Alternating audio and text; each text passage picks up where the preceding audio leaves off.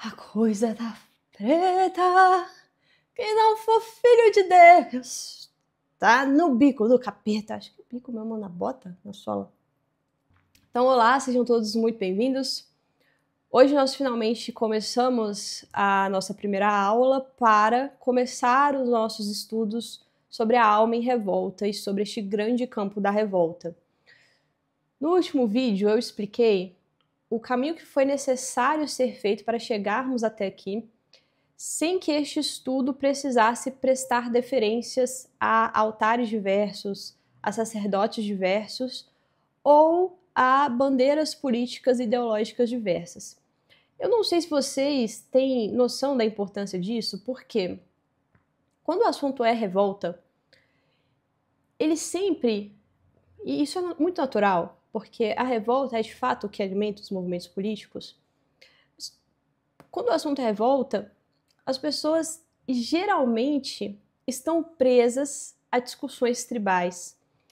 E este é um assunto que foi capturado pelos movimentos políticos e que parecia, no meu caso, parecia muito, ser impossível o estudo sem associar necessariamente uma coisa com a outra. Então, isso causa prejuízos tremendos. Por exemplo, você passa a não poder mais falar sobre a questão feminina sem falar sobre feminismo, o que é uma coisa horrorosa, porque a questão feminina e a revolta feminina é uma coisa muito anterior ao feminismo. E o feminismo, por sua vez, ele só pode ser discutido por feministas ou por antifeministas. Você não pode ser uma coisa nem outra. Ficam te perguntando, mas e isso, você não é feminista nem antifeminista, o que você é? Bom, eu sou, sei lá, sou chata. Eu sou chata, eu sou feia, eu sou boba, mas se tem uma coisa que eu não sou, é antifeminista e nem feminista. Por quê? Isso te obriga a entrar num jogo ideológico que te impede de discutir as coisas que são verdadeiramente importantes, porque os movimentos políticos, eles são efêmeros, eles são passageiros, eles causam um estrago tremendo, mas, por sua própria essência, eles são suicidas. Então você fica sempre correndo atrás de um suicida, né? Você nunca encontra a causa que leva aquele movimento a se formar ou que leva aquelas pessoas a fazerem parte daquele movimento, muito provavelmente, não está ali naquela intercalação, naquelas bandeirinhas que são levantadas, né? E eu digo isso sobre o feminismo, que foi o assunto que eu estudei, mas isso acontece em todos os campos da revolta humana de forma geral, porque todas são capturadas pelas tribuzinhas polarizadas. Você só pode falar sobre a questão de raça se você for negro, você só pode falar sobre homens sofrendo porque não tem uma namoradinha se você for um homem que sofre porque não tem uma namoradinha, ou mais do que isso, se você for um homem muito fera do baile ali, você é uma autoridade que fala sobre o assunto, aí você pode falar. Do contrário, todas essas questões que são muito primevas e filosóficas em sua essência, porque são universais e eternas, elas estão fechadas para você. Você vá brincar em outro parquinho. Neste parquinho da revolta você não pode brincar, porque você não foi autorizado pela autoridade supostamente divina ali, que aceita quem entra ou quem sai, né? Mas só é possível sair desse jogo se nós formos capazes de separar uma coisa da outra, né? Então, só é possível sair desse jogo se eu puder dizer que ora existe uma questão feminina e ora existe o feminismo, né? Então, a revolta é uma coisa e o movimento político é outra coisa. E a confusão entre os dois, que é muito natural, vale reforçar, porque ambos, de fato, caminham juntos na modernidade, a confusão profunda entre as duas coisas te impede que você entenda os verdadeiros motivos que estão enraizados na alma humana. Agora, nós temos um grande catch-22 para resolver aqui sobre esse assunto. Nós temos um grande dilema para resolver. Por quê? Só é possível definir um movimento político e só é possível definir a revolta que o alimenta no final da sua jornada investigativa. Aí sim você vai conseguir compreender cada elemento que está por trás desses fenômenos, cada elementozinho, pitico que está por trás desses fenômenos. Ou seja, você começa você não sabe onde você vai terminar ou como você vai terminar, mas você precisa daqueles elementos do fim para começar, certo? Então é meio que uma briga de bêbado no escuro, é uma briga de Saci Pererê passando rasteiro um no outro. Mas para sorte de vocês, eu já briguei, eu já passei algumas rasteiras, eu já descobri algumas coisas, então o meu objetivo aqui é apresentar um mapa para vocês, né? E deixando desde claro, portanto, desde já muito claro, portanto, que este é um mapa que não é um mapa fechado, não é um mapa fechado nem para mim, nem para vocês. Eu apresento, então, os pontos de salvamento rápido, para quem é da época do RPG aí. Então, eu apresento para vocês os pontos de salvamento, mas nada impede que em cada um deles nós nos aprofundemos, nós divergeremos, nademos por mares que talvez eu particularmente ainda não tenha explorado, né?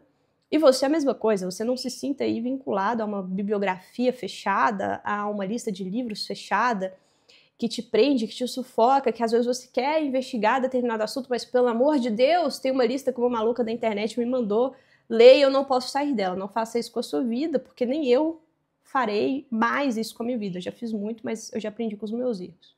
Dito isso, então, para a gente começar, basta saber que existe, então, essa diferença entre a revolta e os movimentos políticos. E basta você saber, portanto, que os movimentos políticos, eles são um fenômeno moderno, Renascimento, século XVII na Inglaterra, o feminismo eu já expliquei aqui várias vezes, que é um fenômeno do século XVII da Inglaterra, mas outros movimentos revolucionários vão ter origens distintas, que é geralmente coletivo e que tem ali essas características que se apresentaram até nós no século XX, através das grandes revoluções que movimentaram principalmente o século XX, né? Já a revolta é um fenômeno existencial, é espiritual, é íntimo, né? Ele é um movimento que assola o homem desde que o homem foi posto no mundo e desde que o homem não se contenta, portanto, com as limitações que a ele foram impostas. Por quem? Por Deus, talvez, ou por ele mesmo, ou pela sociedade, não importa.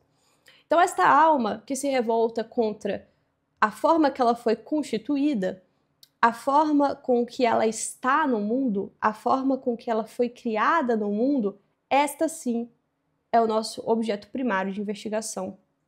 E são os elementos desta revolta que nós vamos nos aprofundar aqui na próxima sequência de aulas e, enfim, não sei quanto tempo isso vai durar. E a origem desta revolta, aí que entra, né? É o que eu tô falando, é um grande catch-22, porque uma porta abre a outra e aí, eventualmente, terminaremos no inferno, né? Mas a origem dessa revolta, então, é algo ainda mais primordial do que a própria revolta. E não se preocupem aí, tá? A gente vai avaliar cada um desses elementos que eu estou apresentando aqui de forma muito rápida para vocês, será estudado exaustivamente aqui a partir das leituras que eu vou propor e a partir das leituras que faremos conjuntamente ou individualmente, aí, a gente ainda vai definir. Mas a base desta revolta é o sofrimento humano. Por que esta alma se vê limitada? Porque esta alma acredita ser diferente daquilo que é, em essência, do absoluto, daquilo que é perfeito. Você pode chamar de Deus, se você quiser, fica à vontade. Essa alma sofre, né? Mas é mais do que isso. Esta alma, ela identifica no sofrimento humano algo que ela não pode achar uma explicação, ou pelo menos não uma explicação racional, né? Então, o sofrimento humano, que é um elemento inegável da existência, né? Que nós sofremos, acredito que ninguém vai discordar disso, que o mal existe, também é algo que ninguém pode, pelo menos não de forma sã, discordar ainda que as explicações filosóficas, racionais, teológicas sobre a essência deste mal e a natureza deste mal e tudo, elas, enfim, encontrem ali os seus caminhos diversos. mas que ele existe é algo incontornável. Inclusive, essa é uma boa base filosófica, né? Porque se alguém nega que o sofrimento existe, basta que você dê um chute na canela dele, ou, sei lá, um tapa na cara, ou alguma coisa menos ou mais brutal, para que a pessoa pelo menos concorde com essa premissa. Então é uma boa base de diálogo. Olha, eu parto do sofrimento humano, o sofrimento humano existe, então vamos descobrir as formas que os humanos podem sofrer, né? Então o sofrimento humano, que é um sofrimento físico e um sofrimento espiritual, principalmente, é principalmente do sofrimento espiritual que falaremos, ainda que o sofrimento físico não possa ser ignorado, tá? Cada uma dessas experiências do sofrimento também serão exploradas, mas é principalmente do sofrimento espiritual que a revolta se alimenta, né? Principalmente contra o sofrimento espiritual infligido contra alguém que é inocente, que a alma se insurge em revolta. Então, não só o sofrimento, olha só, vamos colocando aqui camadas aí para você já pensar no que vai aparecer daqui para frente, né? Não só o sofrimento, mas principalmente o sofrimento que é cometido contra o inocente, o sofrimento injusto, o silêncio dos cordeiros. O professor Olavo de Carvalho tem um ensaio belíssimo sobre o livro Silêncio dos Inocentes, e ali, a partir da análise simbólica deste filme, do filme, mais especificamente, desculpa. Essa análise simbólica é um bom começo, caso você queira entender um pouco sobre o silêncio do cordeiro, o silêncio dos inocentes, como ele pode alimentar a revolta, né? Então, este sofrimento, ele é uma base a partir da qual a revolta se estrutura. Aí ela se estrutura em uma lógica diferente. A revolta, ela tem a sua própria lógica, ela tem uma espécie de frequência estranha. Olha só, isso aqui já é um novo elemento da revolta, que também precisa ser estudado em sua profundidade. Exatamente porque ela raciocina a partir do sofrimento, e não do maravilhamento, e não do contentamento com o mundo, e não do ora, poxa vida, tudo isso é muito belo, apesar das imperfeições, exatamente porque ela raciocina, tudo isso é horrível, horrível, e eu não quero saber de nada que é belo, porque o belo se alimenta desta miséria humana, desta miséria da condição humana, que ela tem uma lógica diferente.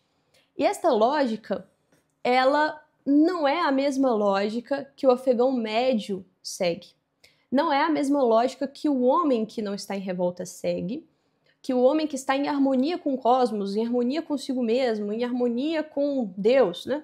Raciocina. Não é a lógica, por exemplo, aristotélico-tomista, que tem uma ordem que é possível de ser capturada facilmente através dos instrumentos certos. Não. A revolta, ela segue uma lógica, sim, ela tem uma coerência, ela tem uma coesão, mas é uma lógica muito diferente. Exatamente por não poder ser compreendida facilmente, exatamente porque é monstruosa, é dissonante, que ela parece ser ilógica para o homem comum e para o afegão médio e para aquele pesquisador que tenta estudar a revolta a partir da lógica da ordem. Ele não vai conseguir fazer isso e muito provavelmente ele vai acabar classificando tudo aquilo ali como uma balbúrdia, como algo que não pode ser ordenado, como algo que não tem uma essência.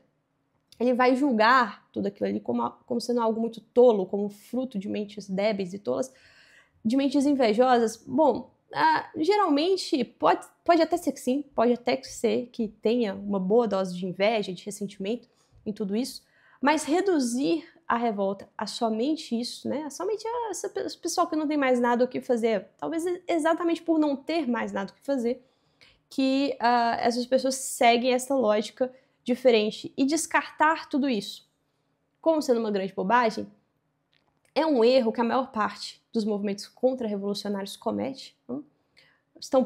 Foram capturados eles foram, na verdade, eles tiveram a amígdala sequestrada pela própria revolta. Aí, depois de sequestrada essa amígdala, eles não conseguem mais entender aquilo que está sendo dito por aquelas criaturinhas que estão gritando slogans diversos, balbuciando. Eu estou em revolta. Tudo, olha, parece estar sendo falado em línguas de natureza duvidosa. Mas veja bem, eu já disse para vocês que a revolta ela é baseada no sofrimento humano. E o sofrimento humano, como uma realidade inescapável, portanto, não é algo trivial. E se a revolta ela parte do sofrimento humano, talvez seja a partir da revolta que nós possamos compreender, então, uma boa parte daquilo que é o próprio sofrimento humano, já que ela consegue capturar o sofrimento dessa forma tão incrível, tão fácil. Talvez seja, então, um caminho de estudos que nos leve a entender por que algumas almas sofrem. E entendendo por que algumas almas sofrem, talvez é possível resgatá-las da loucura na qual elas foram enfiadas. Talvez você tenha passado por isso. Talvez você já tenha passado por uma revolta que te levou a lugares esquisitos, a abismos esquisitos. E talvez você quisesse, naquele momento, alguém que te compreendesse, alguém que te escutasse, alguém que te entendesse. Muitas pessoas não tiveram esse alguém e muitas pessoas destruíram a si mesmas, as suas famílias e as pessoas que estão ao seu redor, porque não tiveram uma mão caridosa que se apresentasse ali naquele momento de caos, naquele momento de dor, né? O movimento, portanto, de rejeitar tudo o que a revolta diz como sendo algo ilógico, é um movimento que eu recomendo você mesma não seguir, porque vai que eventualmente você cai nessa cilada. Tá? E você vai se lembrar de tudo aquilo que você falou para os outros. Era só uma coisa de gente à toa. Bom, talvez você nem estivesse tão à toa assim quando você caiu nesta grande cilada da revolta, né? Mas tudo bem. Portanto, se é difícil capturar a lógica da revolta, ainda mais difícil é capturar a lógica dos movimentos revolucionários, né? Vamos começar a construir a casinha do telhado. Vamos começar a construir a casinha da base, né? Uma coisa que eu percebi, enquanto eu fazia aquela incursão frenética no território inimigo, foi que, por mais estranha que a frequência soasse, aqueles monstrinhos ali, aquelas criaturinhas com as suas garrinhas de fora, elas pareciam muito com criaturinhas que eu já havia encontrado durante as minhas leituras e durante as leituras que eu fiz, não de filosofia, mas de literatura clássica. E eu sei que sempre que as pessoas aparecem aqui dizendo que olha só a importância da literatura clássica, essas pessoas sempre parecem muito pedantes, porque a literatura clássica, de fato, ela não tem muita utilidade, né? A literatura não tem uma utilidade pragmática. Ela não serve a nada, pelo menos não nesse sentido utilitário da coisa que nós estamos acostumados a lidar, né?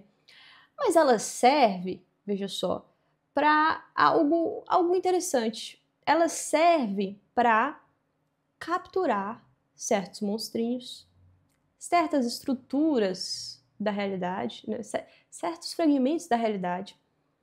E porque foram pessoas geniais que fizeram isso, obviamente foram pessoas que foram feitas para isso, foram feitas para trazer a nós, os tolos, algum tipo de sequência, de decodificação que nós não conseguiríamos fazer se não fossem esses gênios. Então, exatamente porque foram essas pessoas geniais que fizeram, elas conseguiram dar forma e dar voz a essas frequências estranhas.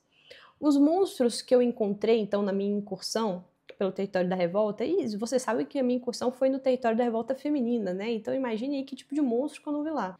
Eu acho que pior do que o território da revolta feminina só é a revolta do moço que não consegue arrumar uma namoradinha, né? Mas aí vocês que forem fazer essa incursão aí, vocês me contem. Quem não vai ser eu não, meu Deus, eu já tô traumatizada.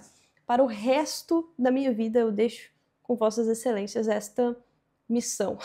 Já vi algumas coisas e foram coisas que eu não gostei. Eu encontrei, então, os mesmos monstros que eu encontrei, por exemplo, na tragédia de Fausto, escrita por Goethe. Aquela mesma representação diabólica na literatura que Goethe cria, que Goethe dá vida, que é o Mefistófeles, aquele que rejeita a luz, que é a tradução literal do nome Mefistófeles, estava ali, sim, coordenando aqueles fantochezinhos da revolta, né? Então, rapaz, é você. Não é alguém diferente, não. Eu te conheço. Eu te vi em outros carnavais, né? O que fazes aqui? Pega uma cadeira, sente-se aqui comigo. E assim como eu vi Mefistófeles, eu vi principalmente o Satanás, de Paraíso Perdido, do John Milton, porque eu acho que dificilmente encontraremos outra personagem literária que emule, que capture de forma tão sublime os movimentos da revolta moderna, né? Os movimentos políticos revolucionários, e a forma que a revolta moderna, que é uma revolta contra o Deus cristão, principalmente, apareceu no mundo. Vi também, obviamente, o monstrinho lá, criado pelo Dr. Frankenstein, vi os monstrinhos criados por Dostoiévski.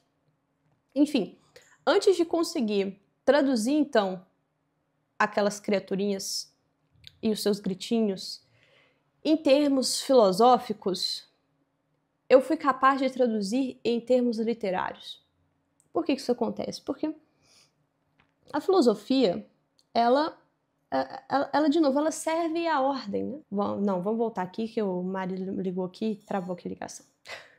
A filosofia, ela vai te fornecer, então, instrumentos que, traduzidos na ciência política, eles te ajudarão a colocar uma ordem naquilo. Mas para você colocar uma ordem naquilo, você vai precisar primeiro saber o que é aquilo. E a conceituação do que é aquilo no território da revolta é algo muito complexo de ser feito em termos filosóficos. É como se a filosofia rejeitasse tudo aquilo, né? E é claro, algumas filosofias sobre a revolta já foram feitas, como é o caso do Albert Camus, no livro que eu recomendo, que é O Homem Revoltado, que foi uma das bases do meu estudo. Mas o próprio Albert Camus precisa fazer referências a obras literárias, como Paraíso Perdido, como Os Irmãos Karamazov, do Dostoiévski, como O Homem do Subsolo, do Dostoiévski, lá no Memórias do Subsolo, porque é realmente muito difícil conceituá-las nesta linguagem descritiva, nesta linguagem técnica, científica, né? É muito mais fácil e é muito mais preciso capturá-las através da linguagem imaginativa, que é a linguagem que a literatura utiliza, né? Então é por isso que o meu mapa aberto aqui, ele se baseia em 3 obras fundamentais da literatura universal. A primeira delas é o Fausto, do Goethe, e dentro dela, já adiantei para algumas pessoas que terá Paraíso Perdido não, desculpa, Em Busca do Tempo Perdido, do Proust, em razão dos elementos ali da revolta que precisaremos analisar. A segunda obra é o próprio Paraíso Perdido, do John Milton. E a terceira obra é Frankenstein, da Mary Shelley. Então são essas 3 obras, certo? Que nos servirão como faróis, que nos servirão como guias para nos aprofundarmos nos elementos da revolta e, eventualmente, lá no final, nos elementos dos movimentos políticos que se alimentam da revolta. Ok. Essas leituras, elas serão apresentadas nas próximas aulas, nos próximos dias. Eu quero que vocês não se apavorem para sair comprando os livros, porque as edições que nós vamos usar aqui, eu vou explicar em cada aula e tudo mais. E nós, de novo, a cada uma dessas leituras, a profundidade de cada um dos temas explorados vai ser inimaginável. Então, começamos por Fausto, do Goethe. E cada um desses temas aqui é praticamente uma espécie de curso, que poderia ser feito de forma separada, né? Mas que não está sendo feito porque estamos fazendo uma investigação que tem um fio condutor, que tem um tema condutor, né? Então essa é a minha proposta, né? A minha proposta é que vocês venham comigo a partir dessas 3 leituras. Vamos começar por Fausto, do Goethe. Cada um dos temas apresentados, de novo, vai levar a outras leituras, a outras investigações, as minhas próprias investigações que estão sendo feitas à medida que eu apresento essas aulas. Eu espero que vocês façam isso junto comigo, né? Então, vejo vocês nos próximos vídeos, nas próximas aulas, quem sabe?